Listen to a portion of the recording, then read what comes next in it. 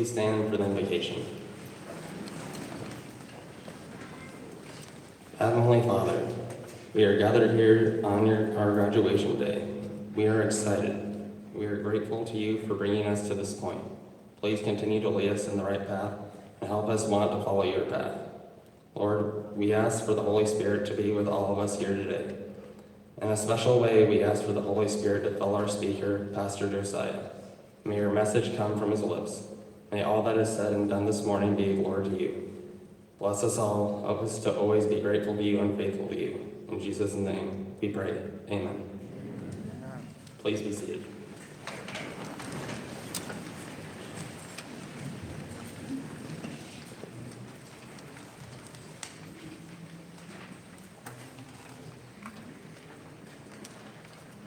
Good morning. From this year's senior graduating class, the Midland Adventist School Board and the Midland Adventist Academy faculty and staff, we want to welcome and thank each of you for coming out today to celebrate the accomplishments of the 2018 senior graduating class. It's an honor for each of us to be here today to share this time with you. Let's enjoy seeing these fine young men and women receive their diplomas in recognition for the work well done.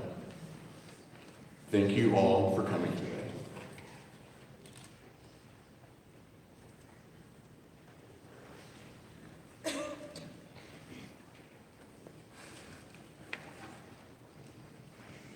Good morning. I'd like to welcome our parents, our relatives, our friends, and teachers to our high school graduation. That is right, we are graduating. We are done. This would not be possible without the help and patience of our teachers. Thank you so much for being the best. As for my fellow classmates, each of you have been a blessing to me. We made it. When I arrived here 9.5 years ago, only 4 of you were here to greet me. Many have come and gone, but Colin, Johnny, Drew, and Abby have been here for the whole ride. Colin, I will never forget the soccer memories, especially when I threw up on you. What I will never understand is how I was ready to continue playing after throwing up while you were missing. Where did you go? Drew has been the class extrovert. In fact, many of us got away with being a little quiet because Drew fills the void so well. I wish you had played your recorder this weekend. Never forget the reason you need to go to 7. Johnny, you're the toughest dude I know. I don't know anyone else who has been as beaten up as you have on the soccer field and yet kept on playing. Once you're even knocked unconscious and went back into the game.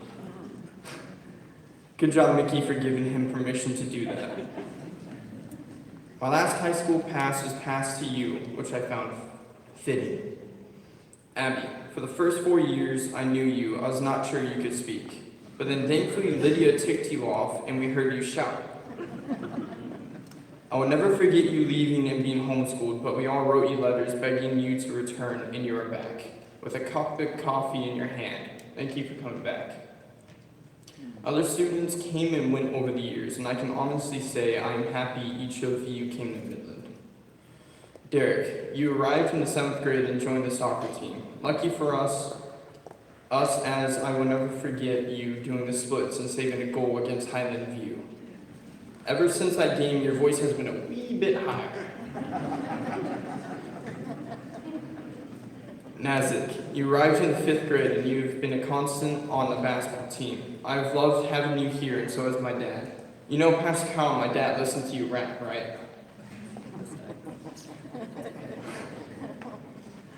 Tony, you have arrived in the 8th grade. You have worked hard to be here. You have worked at McDonald's for years and also kept up your grades. I've admired you for that. Faith, I've really enjoyed having you here at Midland. What our class needed was another quiet girl, so you have fit in well. Enjoy Oakwood.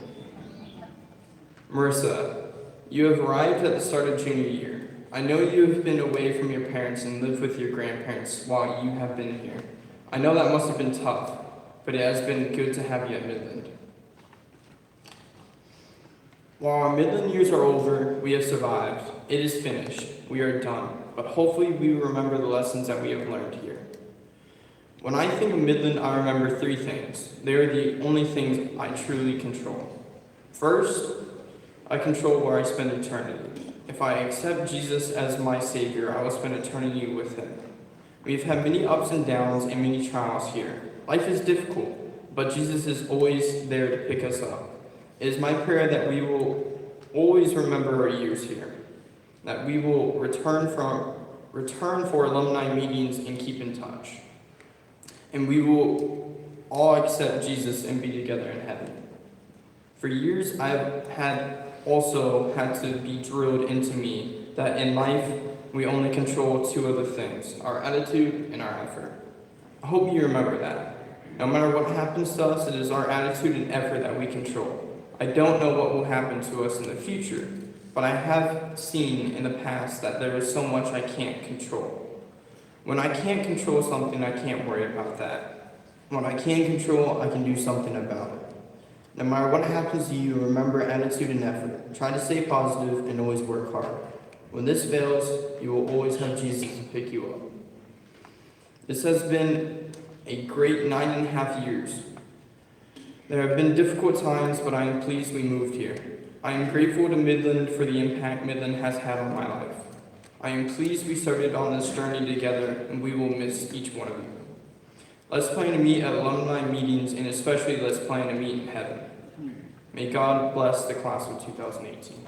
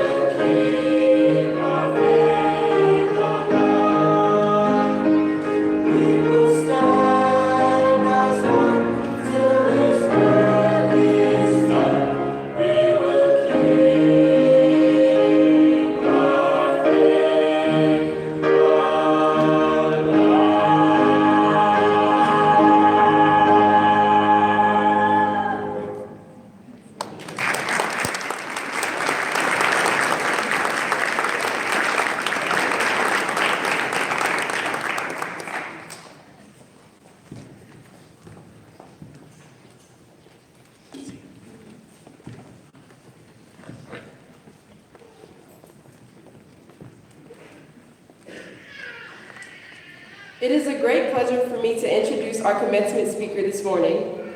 I have known him my entire life. Personally, I think he's a pretty awesome person. I understand that he has some pretty fabulous children as well. How do I know him so well? You're never going to see this coming. He is my father. Kristen Errol Josiah was born in Barbados, the most easterly island in the Caribbean.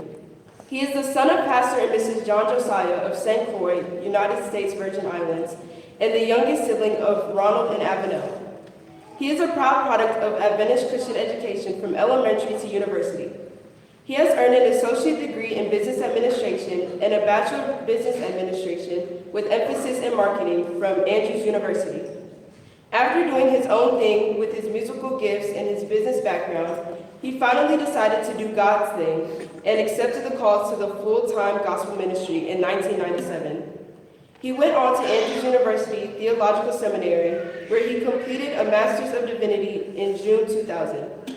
He was then called to serve in the Central States Conference of SDA, where he has been privileged to minister in the following churches: Emmanuel Seventh-day Adventist Church in St. Joseph, Missouri, the Atchison SDA Church in Atchison, Kansas, the Agape SDA Church in St. Louis, Missouri, and the Beacon Light SDA Church in Kansas City, Missouri.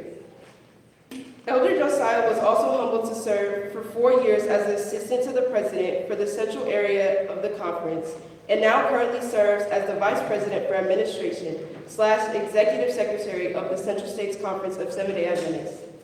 He is the proud husband of the former Karen Ward of Guyana / New York, who is the wind beneath his wings. And they have been blessed with 4 children: Nicholas, Faith, that's me, Priscilla, and Lydia. Together, their goal in ministry is simple: to spread the gospel of Jesus Christ to men, women, boys, and girls by any means necessary. Because Jesus promised, "If I be lifted up, I will draw all men and women unto me." The title of his address is, "It's Not About the Odds." The scripture he has chosen is found in Exodus 2, 1-10. It reads as follows: "And a man of the house of Levi went and took as a wife a daughter of Levi. So the woman conceived and bore a son. And when she saw that he was a beautiful child, she hid him 3 months. But when she could no longer hide him, she took an ark of bulrushes for him, dabbed it in asphalt and pitch, put the child in it, and laid it in the reeds by the river's bank. And his sister stood afar off to know what would be done to him. Then the daughter of Pharaoh came down to bathe at the river, and her maidens walked along the riverside. And when she saw the ark among the reeds, she sent her maid to get it. And when she opened it, she saw the child, and behold, the baby wept. So she had compassion on him and said, 'This is one of the Hebrews' children.' Then his sister said to Pharaoh's daughter, 'Shall I go and call a nurse for you from the Hebrew women, that she may nurse the child for you?' And Pharaoh's daughter said to her, 'Go.' So the maiden went and called the child's mother. Then Pharaoh's daughter said to her, 'Take this child away and nurse him for me, and I will give you your wages.' So the woman took the child and nursed him. And the child grew, and she brought him to Pharaoh's daughter, and he became her son. So she called his name Moses, saying, 'Because I drew him out of the water.' With you now, Pastor Christian Josiah. Hear ye him.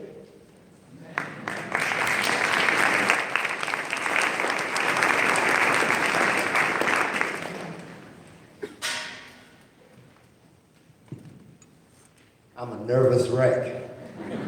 But I got this right here. I got this. I'm going to use it too. I'm going to use it. Thank you, Faith, for that introduction to the school board of Midland Adventist Academy and the school board chair, Dr. Shelton, to the principal, Dan Kittle, my friend, and all the staff and the faculty here, to the class sponsor, Mr. Carr, and to the constituent churches of Midland. Ladies and gentlemen who woke up early this morning, my motion is going to be to push graduation back by 1 hour. We started at 11 instead of 10 next time. But, and to the class of 2018, what's up? Oh, y'all don't sound like y'all ready to praise the Lord, class. Now here, my Beacon Light family knows the key. If you don't talk back to me, I'm going to take my time on all 4 pages, and we're going to be here until noon. But if you talk back to me, I know you got it, all right? All right, it's good to be here with you. Thank you for the opportunity to share. I had never been introduced by my child. I preached to two. That's very possible if you and your son and nobody else comes to prayer meeting. I preached to two, and 20, and 200, and 2,000, but I've never been this nervous in my entire life. So what I'm going to do is be me. Can I be me? Hey, I'm going to do it anyway, but praise the Lord anyhow. You heard the scripture reading this morning. The title of this message is It's Not About the Odds. It's not about the odds. The odds of me being the next Michael Jordan were very slim to none. Michael Jordan was retired at 6'6", 216 pounds. The odds of me being the next Kobe Bryant, who I didn't have my shirt today, but you gotta know I'm a Laker fan, who is 6'6", 205 pounds. Very slim. The odds of me being the next LeBron James, hate to say his name, but at 250 pounds, 6'8", power forward for the Cleveland Cavaliers. The odds of me being any of those things were very slim when I was born. Well, why is that? Well, my parents who are here, my dad, 5'7", my mom maybe 5', 6.5", and I would grow to a peak height of a stately and torturing 5'7", topped out of a grand weight of close to a whopping, wait for it, a whopping 135 pounds. Dripping wet with shoes on. The odds of me being the next NBA or football star were very little, very, very, very little. However, as you will discover today as a soon graduate of Midland Adventist Academy, for all of us as children of God, when we are in God's hands, it's not about the odds. When we are in his hands, it's not about the odds. If it was about the odds, most of us would not be here today. You don't have to say amen, it's true. If it was about the odds, some of us would be homeless, penniless, spouseless, childless, some incarcerated, or at worst dead. You heard Doug Elsie's message from last night. The reality is, it's not about the odds, but when you are a child of God's, it's not about the odds. I just stopped by here to let the class of 2018 know that every other believer under the sound of my voice, and every other believer under the sound of my voice, everyone that believes in God, understands that we are born in sin. We are shaped in iniquity. None of our successes are because of us, but we give credit to God today. Amen? We give God the praise. The odds of survival were stacked against this little baby born in Egypt against Moses, even before his mother gave birth to him. The Bible declares that a decree went out by Pharaoh that every male Hebrew baby would be drowned in the river Nile as soon as they were born. The odds were against Moses. Even if a boy survived death at birth, he would be certainly oppressed as a slave in Egypt. The odds were stacked against Moses. To make matters even worse, Moses was found by the servants, listen to this now, of Pharaoh's daughter. Who were they? They were the same ones who were given a decree that when you find a male Hebrew boy, you would throw him into the river to drown him. The odds of Moses surviving this discovery, because he could have easily been executed by this decree. The odds were very, very slim. The odds were clearly stacked against him, stacked against his success. The odds are stacked against you this morning, class of 2018. Well, Pastor, what are you talking about? Well, as my job as executive secretary for the conference, I deal a lot with statistics and membership counts. And unfortunately, in this day and age, many young people, when they graduate from high school, they lose it. What are you talking about? They lose it. All that good training and Adventist Academy training and all of that good stuff that you had, they get to college or they go out to get their own place and they completely go nuts. What am I talking about? I know what I'm talking about. And And I'm not going to tell everybody my testimony, but I know what it means to have your parents living way down there in the Caribbean Sea somewhere, and you going to school all the way up in Michigan, the highest state that you can find. It was like I was running like Jonah away from everything. I know what it's like to go a little bit nuts. I didn't go crazy, but I went a little bit nuts. The odds are stacked against you this morning because in our country, you are the Christian, if I maybe assume that most of you are Christians. As Seventh-day Adventists, we are a Christian minority. In the entire population, we only account for 0.5% of the North American division population. 0.5% of Adventists in the entire North American division. Some of you are Christian, so you're minorities. Some of you are Christian female minorities. Some of you are Christian female ethnic minorities. If I could get a little bit closer to home, when my firstborn, Faith, first girl, was born, she was 3 pounds and 14 ounces, and they told us that she might not make it. I remember she came about 2 months early, and my wife was at Kettering Medical Center doing her internship, and I was there in St. Joe, and I jumped on a plane. While I'm on the plane, you know, this is before you could use your Wi-Fi on the plane and all that good stuff. I'm on the plane, and I am sick to my stomach because I just got the word that my wife was rushed in, and this daughter that was supposed to come as a Christmas baby happened to be born and delivered on October the 31st. Well, what is October 31st? And I said, her name shall be called Faith. We don't believe in that kind of stuff. But she was born, and I got to the hospital. We got to the what do they call it? The neonatal intensive care. Called the NICU. It's called the NICU. I got to the NICU, and I see this little tiny 3 pound, 14 ounce baby, and there's an IV in her head.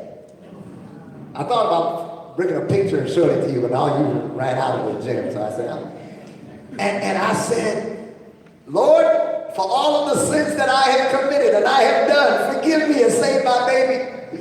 For all the things that my parents didn't know about when I was in college. I didn't do everything that Doug Elsie did. Come on, somebody. I didn't know. Well, I mean, he shared it with us. You know, I did some stuff. I didn't go there. I had the opportunity to go there. I just didn't.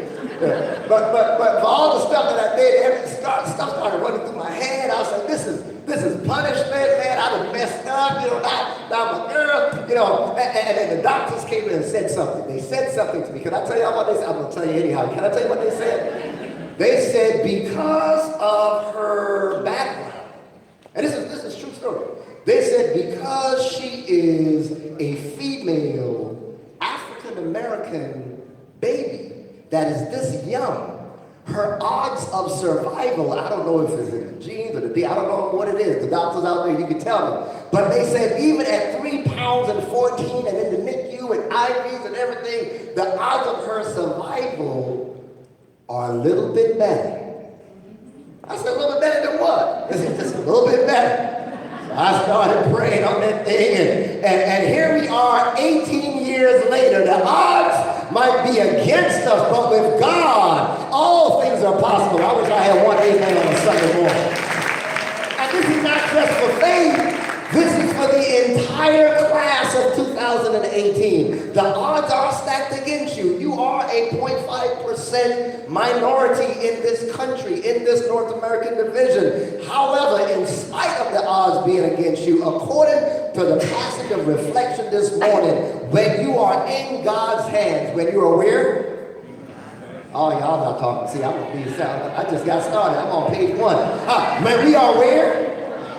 When we are in God's hands, the odds can never be against you. Because the word reminds us that greater is he that is in us than he that's in the world. And so even though those odds are stacked up, you guys are about to go out there.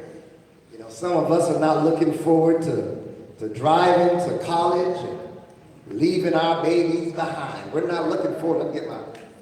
Woo. But permit me to share just three reasons why it's not about whatever the odds are in your life. Number one, your future is in his hands.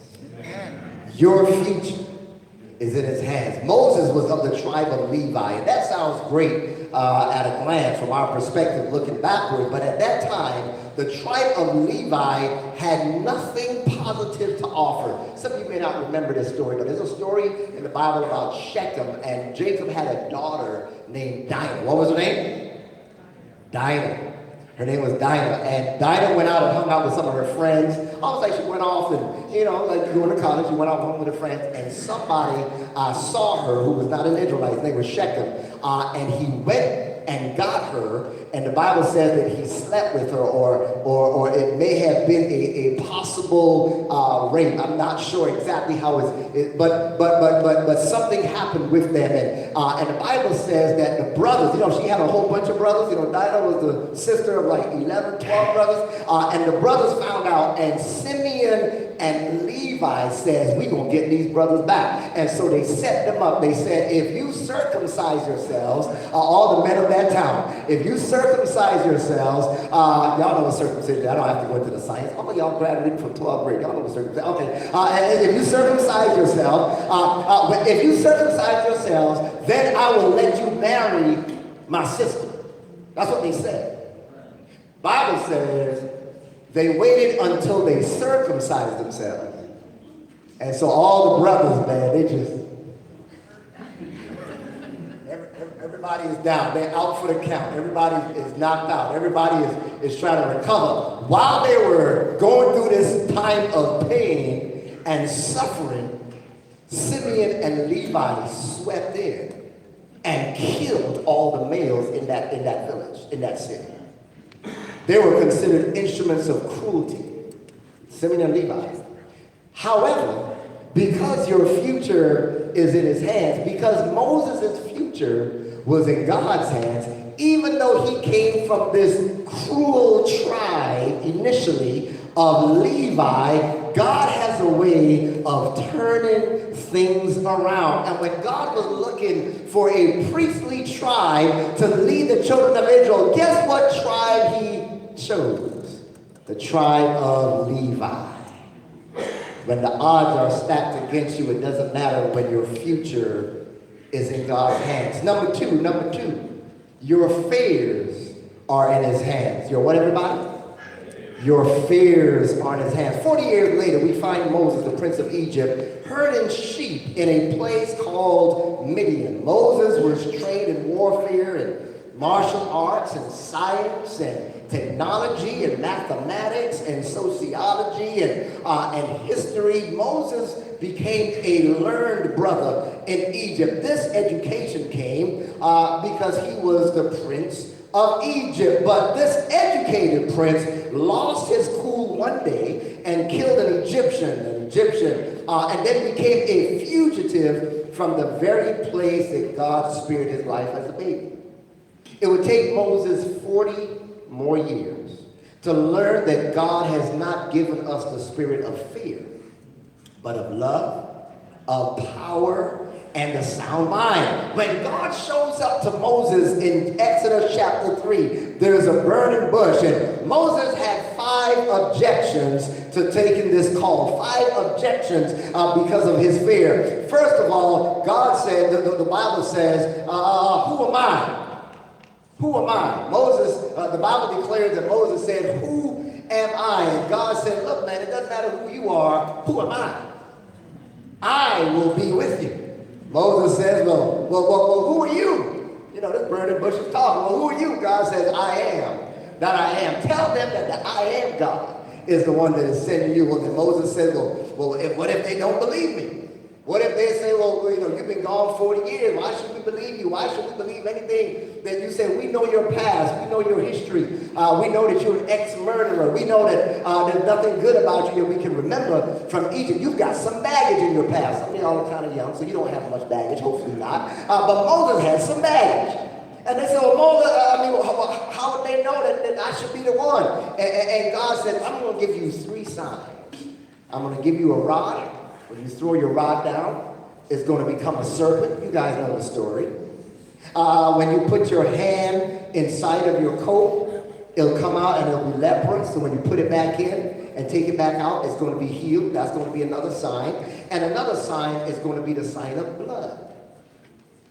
And Moses said, well, I hear you, Lord, and you're a powerful God, but I'm not eloquent. I'm not trained in speaking. He said, I got you covered. You got a brother named Aaron, and he's going to take care of that for you. And then Moses said, well, why don't you just send somebody else? And God became angry and said, no, I'm calling you. I'm calling you. I'm calling this class of 2018.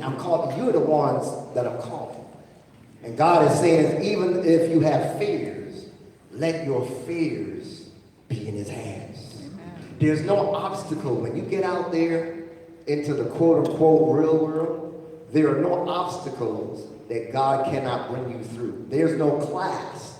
Matter of fact, you had Mr. Bourne, and you had Mr. Carr, and you had Mr. Teller, who left for that hard math, and you had to write that stuff out. You have had some hard, there should be no professor that you are scared of, because you've had some good, solid training here at Midland. I'll say amen for Midland myself. You've had some solid training here at Midland, and so when you get out there, yes, there are going to be some professors that you don't like, and the odds might be stacked against you, whatever, but you don't have to go in with any fears. Don't have any fears. God has not given you the spirit of fear. Amen? But of love and power and a sound mind. You, class of 2018, you are children of God, made in his image, after his likeness. Your worth, listen to this, your worth is not dependent on your title.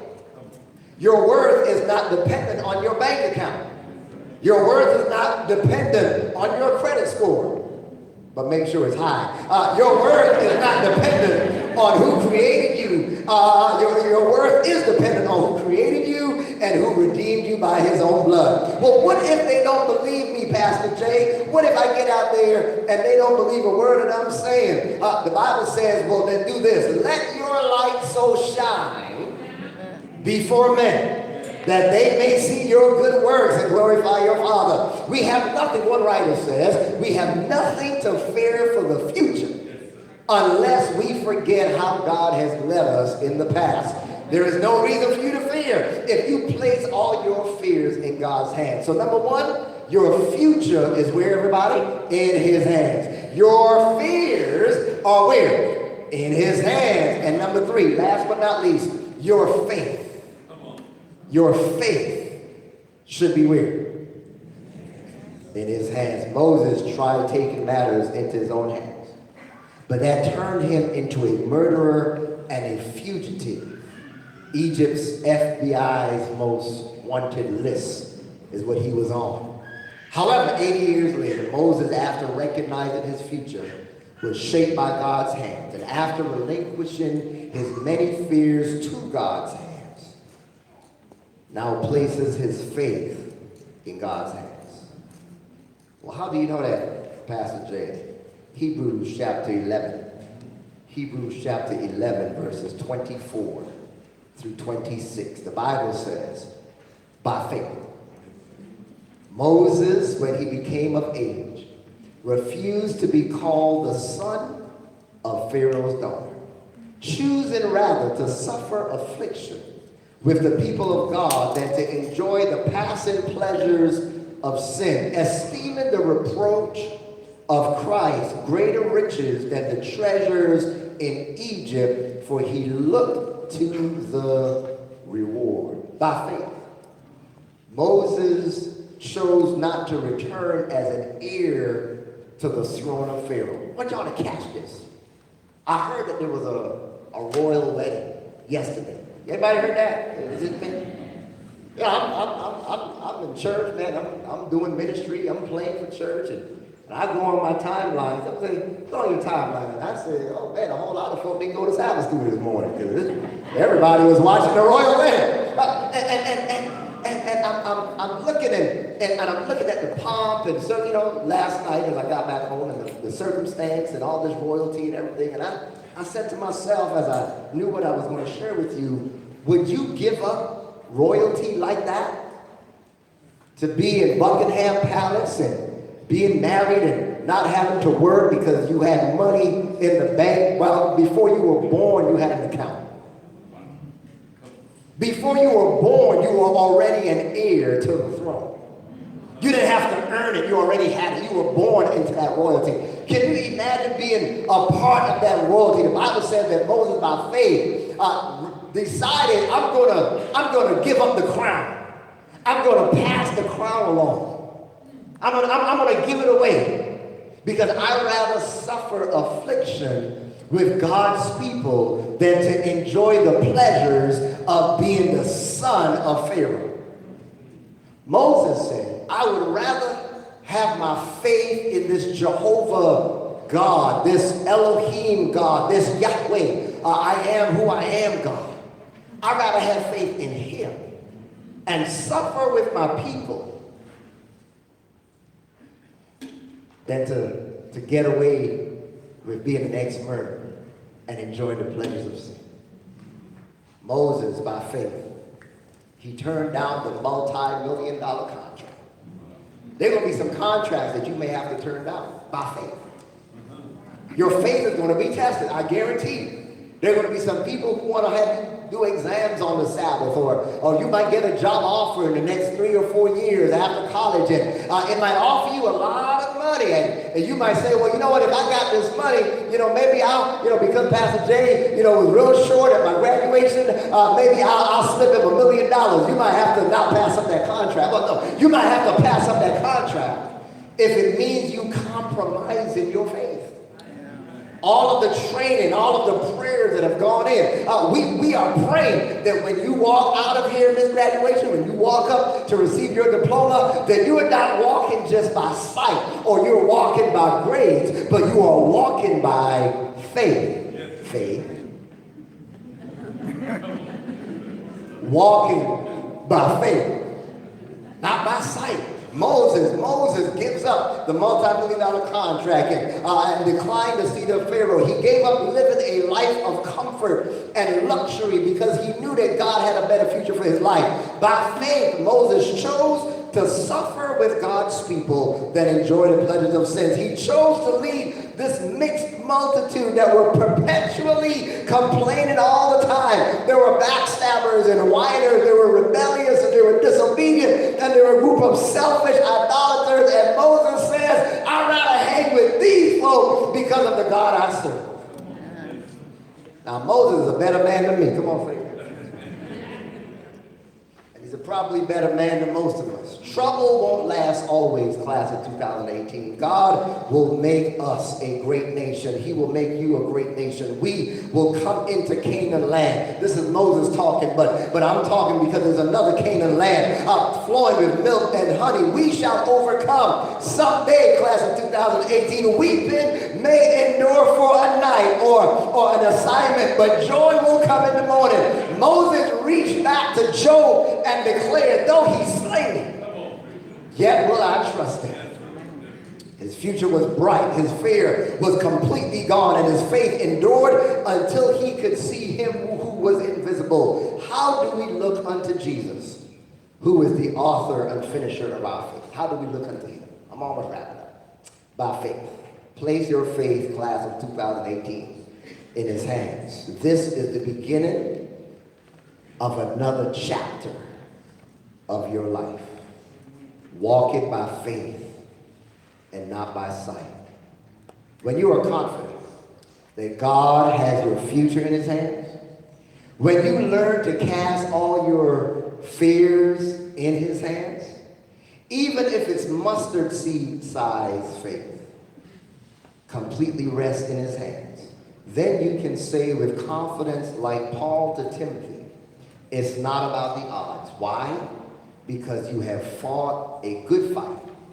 You have finished the race, and you have kept the faith.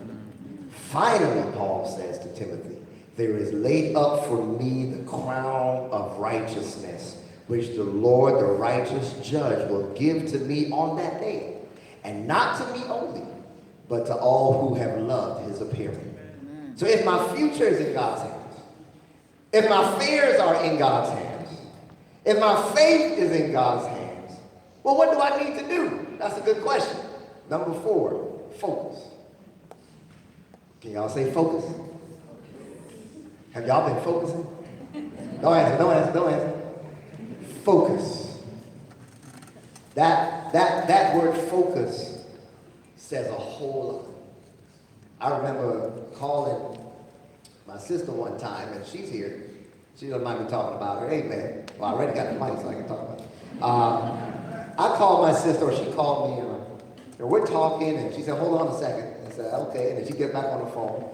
And I'm like, are you at work? She's like, yeah, I'm at work. I'm like, are you really at work? She's like, yeah, I'm at work. And some of y'all don't know what my sister's an anesthesiologist. So she's talking to me, and she's in the operating room. And I'm like, if I was laying on that gurney, I'm not sure I want you talking to your little brother. But because she is so focused on her job, you know what she does for a living? She literally puts people to sleep and wakes them up. What a job to have. Boy, I read this and people all let them put sleep right now. That's what she does for a living. But because of her training, because she has been doing it now for almost 20 years, 18 years, just as long as I've been preaching, she can be so focused and locked in that nothing distracts her. Faith, you remember this? I don't know if you remember this. Faith was playing the violin one time, and a fly, she was doing a recital, and a fly began to walk on her fingers. A fly. And Faith was, and I'm seeing the fly, and I'm like, I'm way in the back, and I'm like, and she is so locked in, right there, V. Lindsay. She was so locked into her violin recital that the fly walked on her fingers. You got to move your finger, and she's doing all of this, and the fly walked on her fingers, and I started walking down her hand, and I'm like, how in the world is she staying so focused? And I realized that God has given us, as his children, the ability to lock in, to connect with him through his spirit, and to focus. And so after God has blessed you, after you have come through and now you're going on to higher heights, don't lose focus. Remain focused. Well, focus on who? The Bible says, keeping our eyes on Jesus, who is the author and the finisher of our what? Our faith. You've got to lock into your faith. This is not the time to just chill. Well, I'm outside of mom and dad's house now, and so I can get away with it all. They don't know what I'm doing. They don't know where I am. This is really the time outside of mommy and daddy's house and grandma and grandpa. Now you've got to focus for yourself, because here's the key. I heard a preacher say this one time. We can't drag you into the kingdom with us. You've got to focus on Jesus for yourself. The same God that is my God has to be your God. The same God of your mother and your father and your grandparents and your teachers and your faculty and your staff. The same God that has brought us a mighty long way. We got a whole lot of testimonies in here. Just like Pastor Doug. He ain't the only one. Come on, say it. But they're not going to say amen. I'll say amen for him. We've got a whole lot of X people in this room. Y'all know what I'm talking about. X this and there, X that. And it's only by the grace of God. And some of us kind of, flirting with kind of going our own way. But God blessed us to come back and lock in and focus.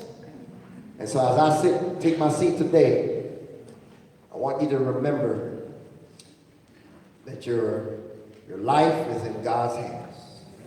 Your future is in his hands. Your fears are in his hands. Your faith needs to remain in his hands. And when you leave this graduation ceremony today, don't lose focus. Because he that shall come, not will come, he is coming. The signs are all around us. You don't get to play around when you leave this high school arena.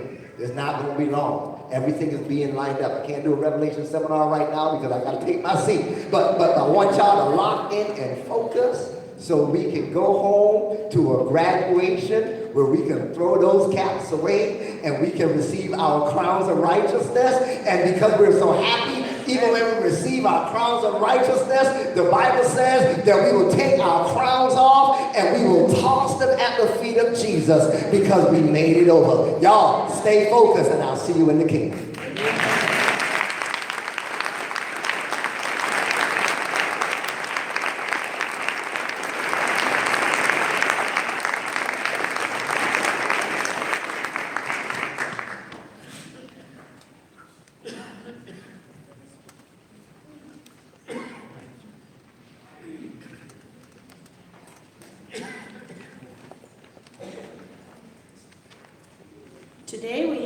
privilege of handing out some scholarships to students who have been accepted at different colleges and universities.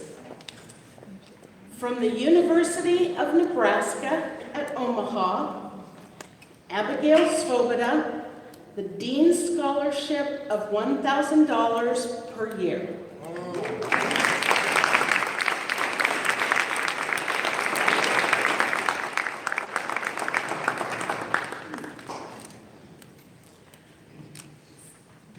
The next scholarships will be from Southern Adventist University. Marissa Pena, $10,000.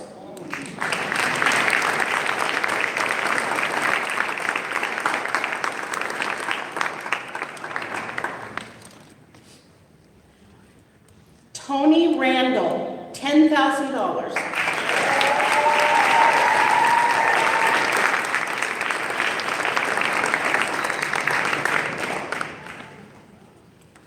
Drew Hickman, $26,000.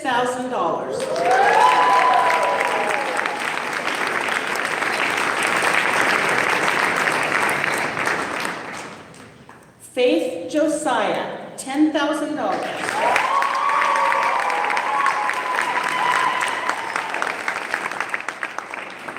Marcus Elsie, $10,000.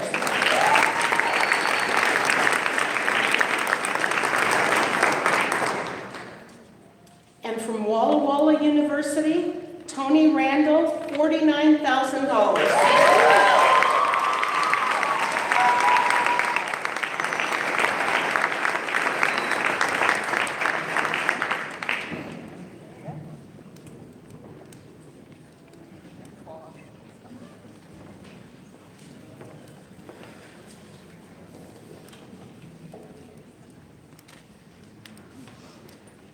You guys look good. Whoa, I'm dropping things. Hold on 1 second. Get all my things in order here. All right. Good morning and congratulations. My name is Daniel Kress from Union College. I am the Assistant Director of Enrollment at Union College. And I've had the privilege of seeing you guys a few times this year. You guys have seen the Union a few times this year. You've been on campus several times, but not everyone in the audience has been on our campus several times like you have. So just want to talk a little bit about Union, and then we'll talk about how much money we're going to give you guys to come to our school. Union College is all about intentionally mentoring our students to become highly sought graduates who live their lives joyfully in God's calling. We are so committed to you finding your calling at Union College. It's one of our fundamental beliefs on our campus. They wanted me to share with you guys a little bit about some of our recent graduates that just graduated a few weeks ago from Union. The first name is Aaron Snelling. He just graduated with nursing. He did his preceptorship at Kettering Health Network in Ohio.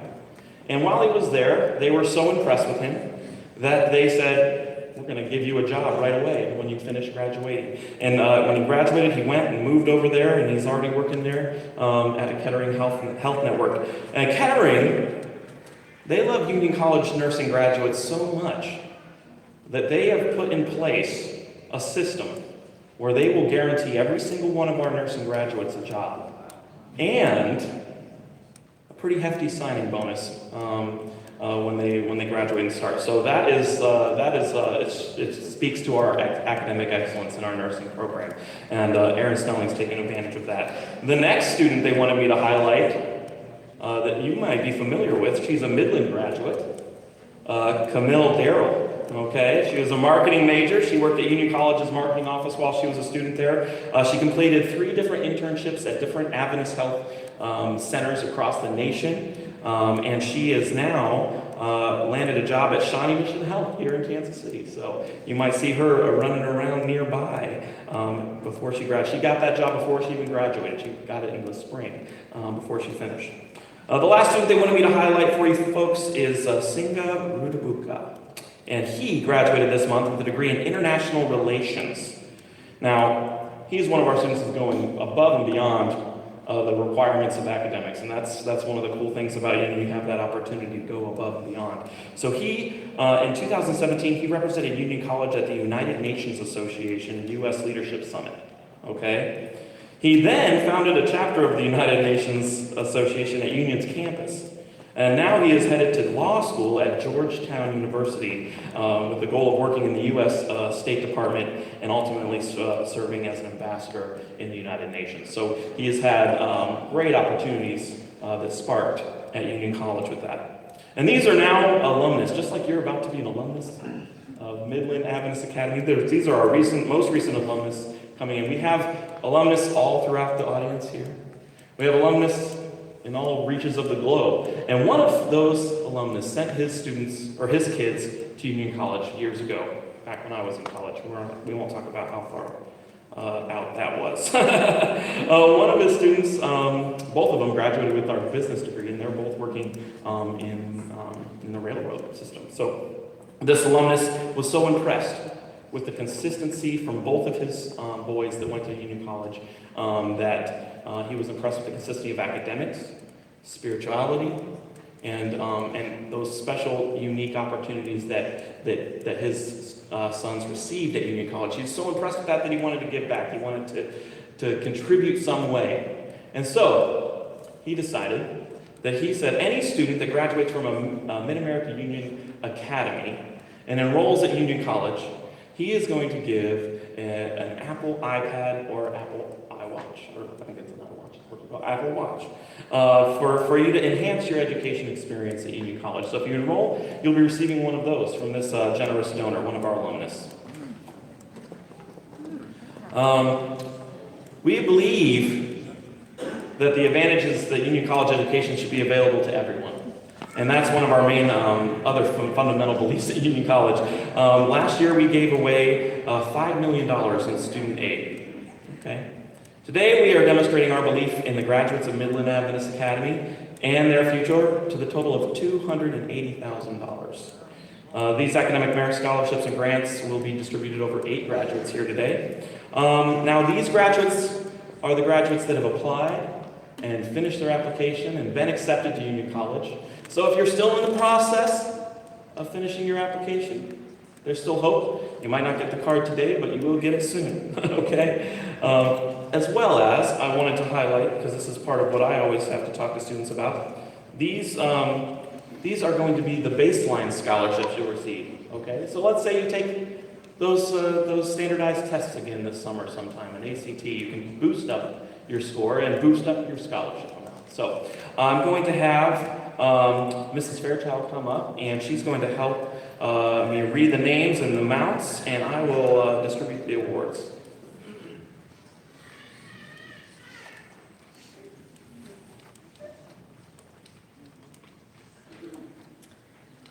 The College Achievement Grant, with a value of $24,000, will be awarded to Marissa Pena and Marcus Elsing.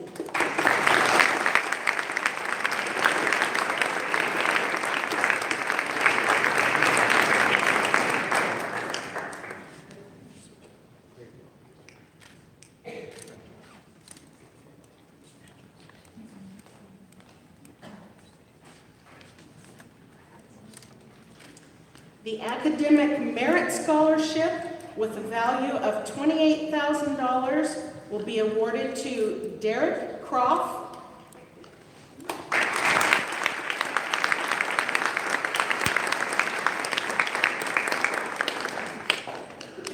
and Faith Josiah.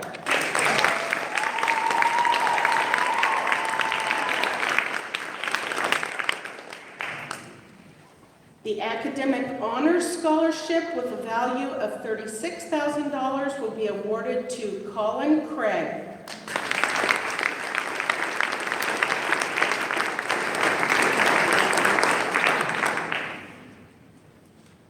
The Academic Excellence Scholarship, with a value of $44,000, will be awarded to Abigail Svoboda.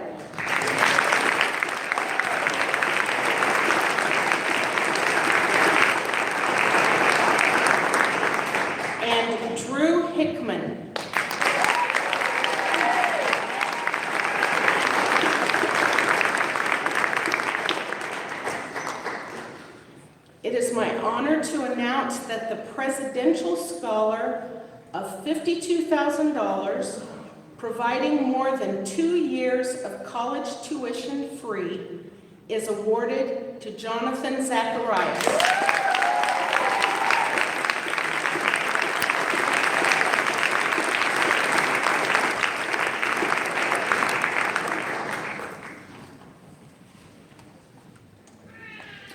I think I lost one of my papers.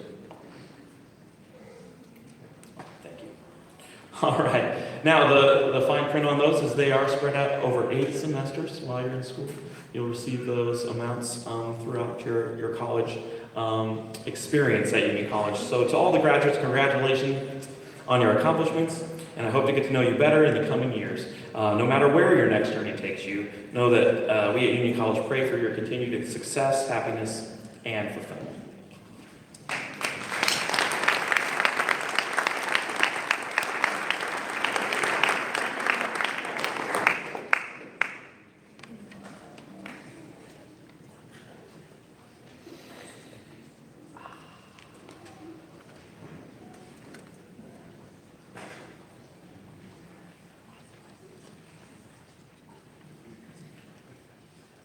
Put the readers on. We have scholarship awards that are part of our community as well. The first is the Noah Alexander Rexon Scholarship Award. Noah Alexander Rexon loved life. Everywhere he went, his big bright eyes, curled smile, and outstretched arms brightened the day of anyone who saw him. Noah was born with multiple congenital heart defects. Even though he experienced many tests, surgical procedures, and medication, he never lost his love for life. Noah went to sleep in Jesus 11 days before his second birthday. The Noah Alexander Rexon Scholarship Fund was established by friends and family who wanted to honor and remember Noah by supporting Adventist education at Midland Adventist Academy. A $700 scholarship is to be awarded to a Midland Adventist Academy junior who strives to overcome adversity, loves life, and lives each day to bring joy and happiness to others by treating them with respect and kindness. The 2017-2018 recipient of the Noah Alexander Rexon Scholarship is Joanna Rockefeller.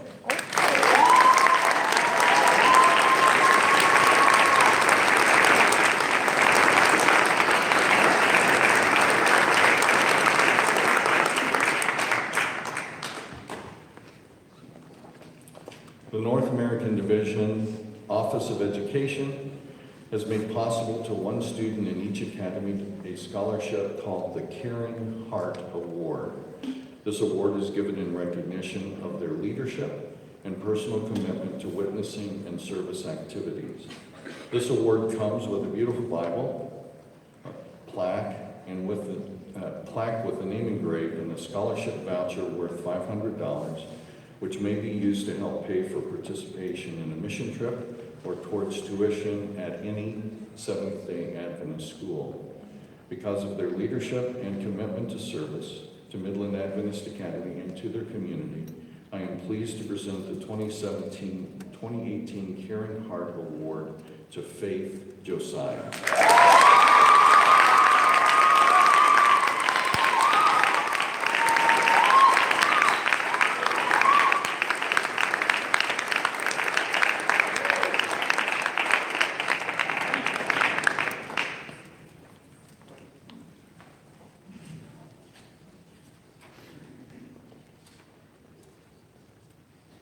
The Keith Vollmer Scholarship Award. This award honors Mr. Keith Vollmer and his 41 years of service to Midland Adventist Academy. Presented by the Midland Alumni Association, it recognizes the students who best display the qualities that Mr. Vollmer demonstrated in his classroom day after day. Specifically, the student must maintain a GPA of at least 3.0, be involved in extracurricular activities, be a caring individual who shows compassion and friendship to their classmates, and exude the Midland spirit, be a person who best reflects what Midland is all about. A $200 scholarship is awarded to a senior moving on to college. This year's recipient of the Keith Vollmer Scholarship is Marissa Pinion.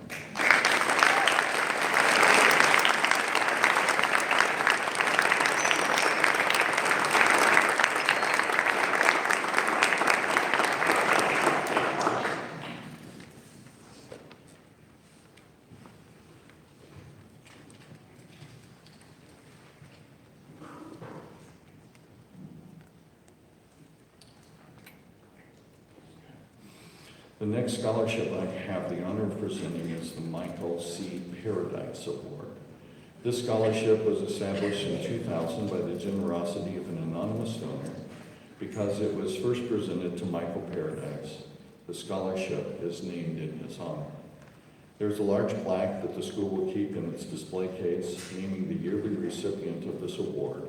On this plaque it reads, "Given in recognition to the Midland Adventist Academy senior who most clearly displays hard work, Christian leadership, and a genuine effort to treat everyone as important." In addition to a $500 scholarship to the Adventist college of their choice, the recipient will receive a small plaque with the words, "By example, we lead." I am honored to present the 2017-2018 Michael C. Paradise Scholarship Award to Drew Hickman.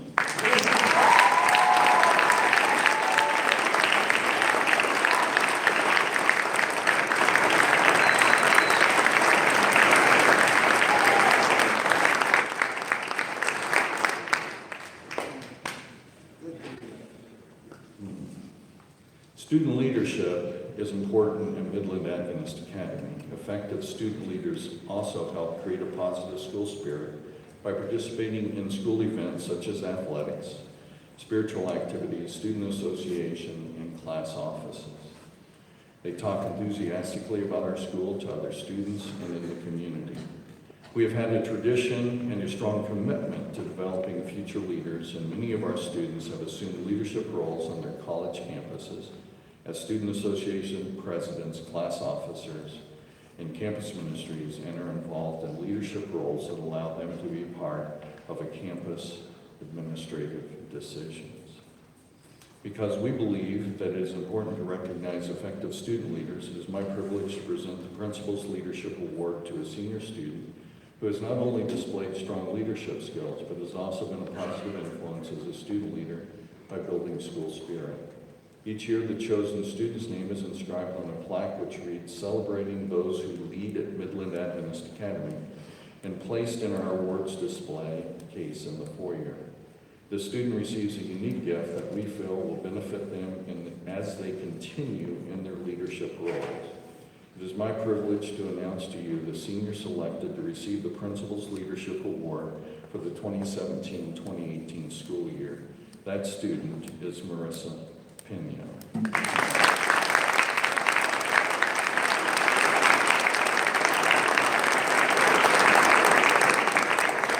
Some of you may ask, what has she accomplished? Marissa has been a class officer, played varsity volleyball, varsity basketball, and this year has been Mrs. Fairchild's assistant in the office.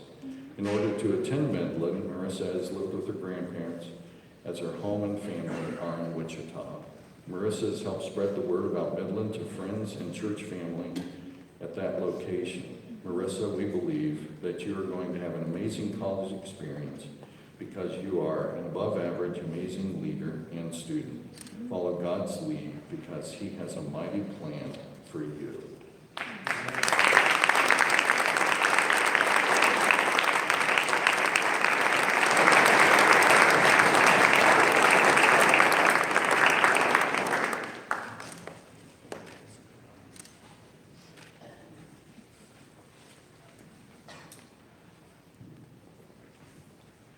In the scholarship award readings, we had received verbal notification just this morning that Marcus Elsey has been awarded an athletic scholarship at Concordia University for tennis, and that will be awarded pending the receipt of his final transcript. So I didn't want to leave that award out for you, Marcus.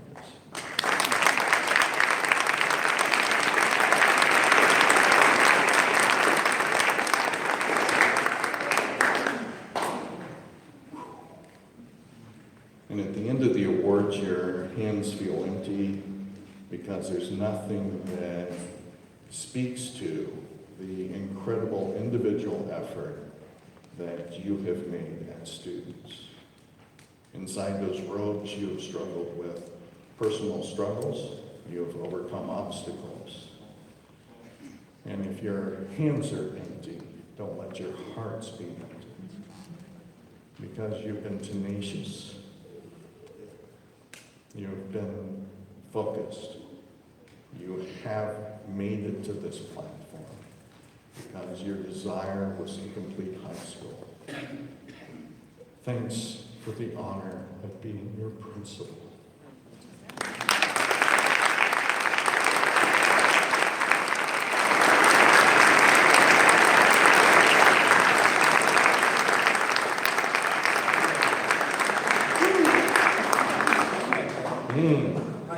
Here you go. Now for the part that every senior's been waiting for. It is time to award you your pass out of high school. It's like a hall pass. You don't have to come back. We would love to see you here anytime you would choose to visit, though. Now comes the fun part that I get to do each year, the conferring of diplomas to our graduates. Family and friends, get your cameras ready. This is the moment. I'll try to hold their hand long enough for you to get a photo because they might just whiz on by. If you haven't quite got it done, it's okay to say photo, and we'll try to hold it a little longer. Mrs. Fairchild, I ask for you to read the names and of our graduating class for this year.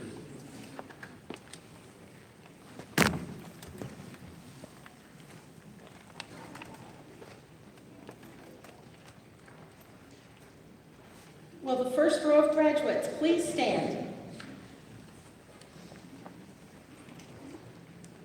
Colin Robert Craig, graduating with highest honors, 13-year senior.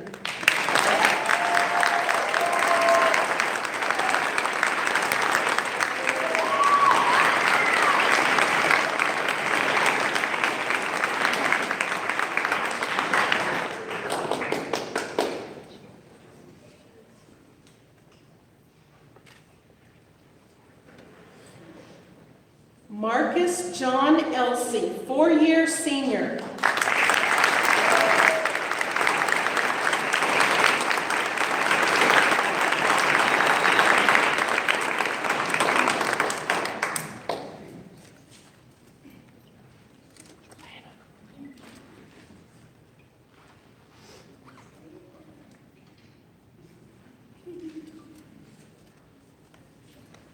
Drew Michael Hickman, graduating with high honors, 4-year senior.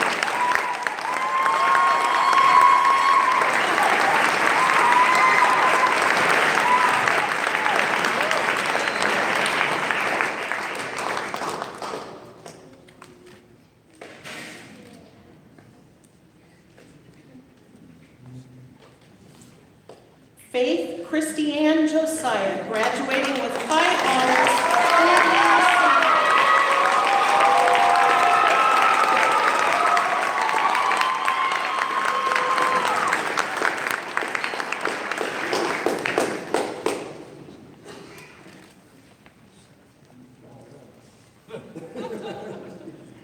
Will the second row of graduates please stand?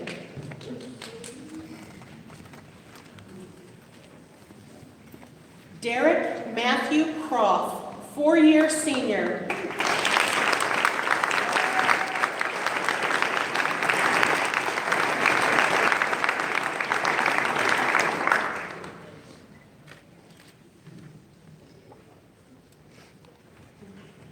Nazik Kenyon Norwood, 4-year senior.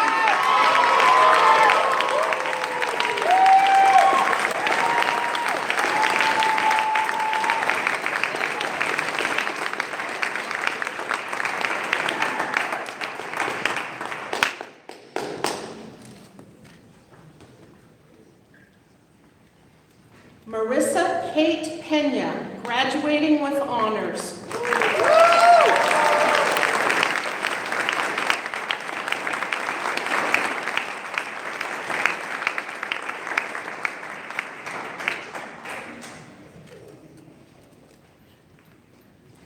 Tony Jade Randall, graduating with high honors, 4-year senior.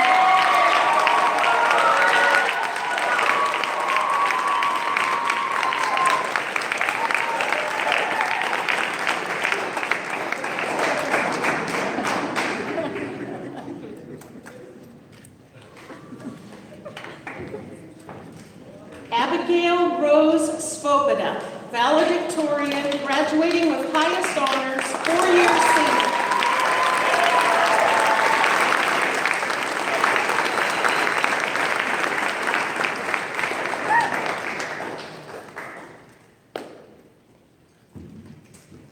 Jonathan David Zacharias, valedictorian, graduating with highest honors, 13-year senior.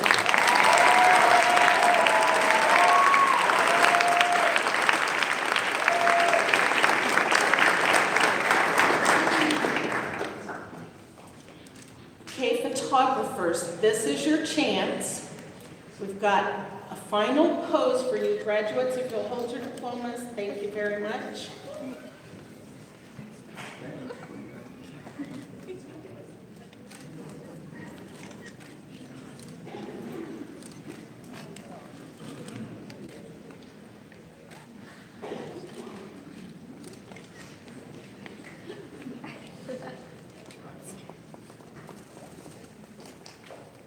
Did everybody get it?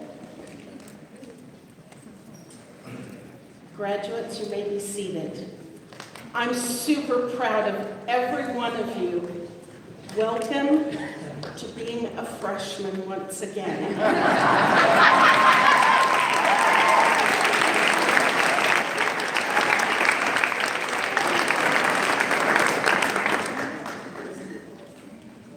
Well, I'm sure you've heard it plenty at this point, but congratulations.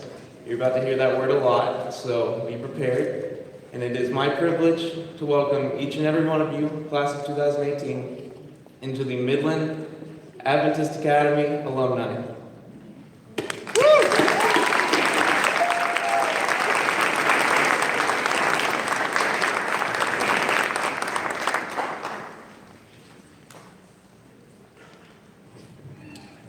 Good job, guys. Done all right? Everything good? It's my privilege to present to you guys the gift from Midland to you, which is a tradition that we do every year. And of course, it's the same gift every year, which is a Bible with your name written on the cover in gold leaf. I was a little frantic to try to think of something to say. As we all remember, Mr. Teller last year broke down in tears. Mr. Teller, the hardest teacher that Midland has ever seen, the toughest, biggest, most broad-shouldered individual from the Highlands of Scotland that I had ever seen, broke down in tears. I will not do that. If you saw me with a tissue wiping my eye, it's because my tie has been in my closet for 2 years. It's extremely dusty, and I'm allergic to dust. If I can make it through every season of Dr. Quinn Medicine Woman without shedding a tear, this is nothing compared to that. I asked Mrs. Pearson, what should I say? Because I needed to say something. Pastor Josiah, I'm sorry, but following you is like an amateur comedian following Jeff Dunham. It's very, very nerve-wracking. I asked Miss Pearson, I'm like, what can I say? And she said, use a metaphor, use like, this is like a GPS, it's gonna get you through life, or this is the only book you'll ever need. You guys know me, I'm an honest person. I'm very honest. I'll be brutally honest sometimes. I'm sorry, juniors, for that. But I can't do that. I can't compare a Bible to a GPS. If you use this Bible as a GPS and try to get through the mess that is Boston, Massachusetts, you're gonna end up in Worcester, I can guarantee you. If I say that it is the only book that you'll ever need, well, there are some struggling writers out there who are maybe about 36 years old, trying to peddle a science fiction novel, and who need you to buy that on Amazon and give them a 5-star review so they can actually make some money. Saying that that's the only book you ever need might hurt that individual. So please don't consider this the only book you'll ever need. There's at least 2 out there. One is coming. I just need someone to edit it. I will tell you a story, however, about what a Bible with your name written on the cover in gold leaf means. See, because I never had one of these Bibles. I made it through 13 years of public school.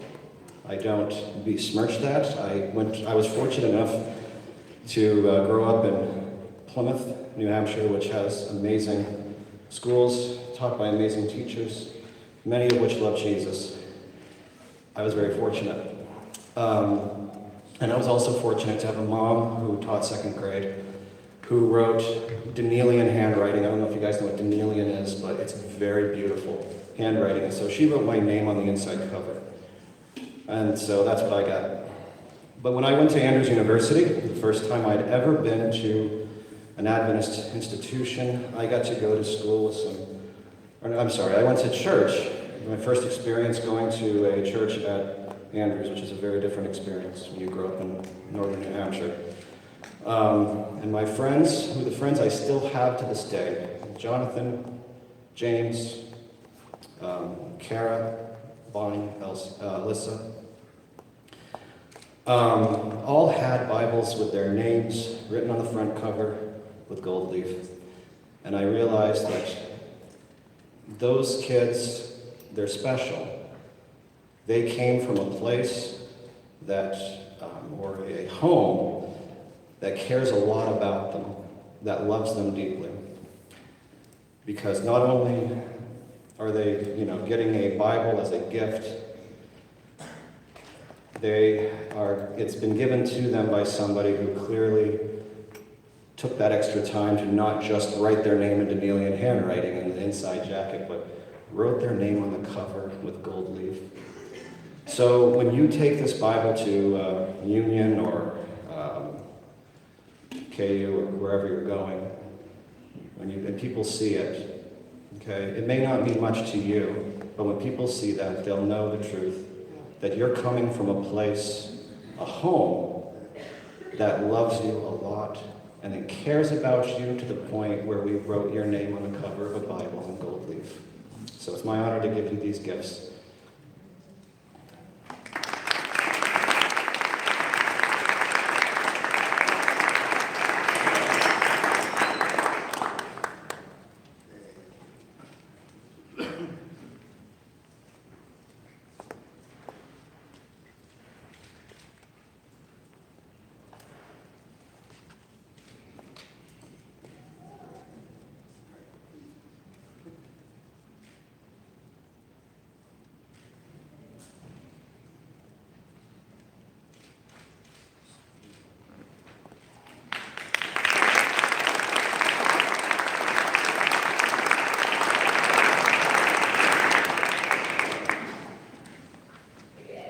Class of 2019, if you would please rise.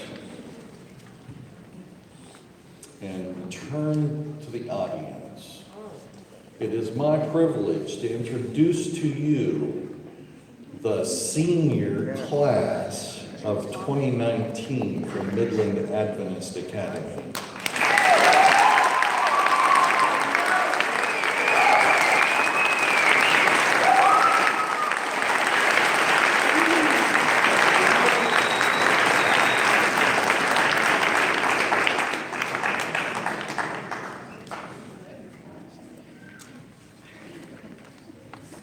All right, let's close this wonderful day for you guys. Please bow your heads. Dear Heavenly Father, Lord, thank you for bringing each and every individual here to this school today to celebrate the awesome accomplishments that our seniors here have done in the past 4 years in high school. Lord, I want to ask an extra blessing on them as they depart from here and they begin the rest of their lives as competent adults. Lord, I also want to ask a blessing on the juniors that are now our seniors for next year. Help them to guide the school in the direction that you want it to go. And lastly, Lord, I would love to ask an extra blessing on the families here that represent the love and commitment that has gotten these students to where they are today. Thank you for the hard work and the sacrifices that they have made to give these individuals the best start that they can get. We love you and we thank you for this glorious day. In your name, amen.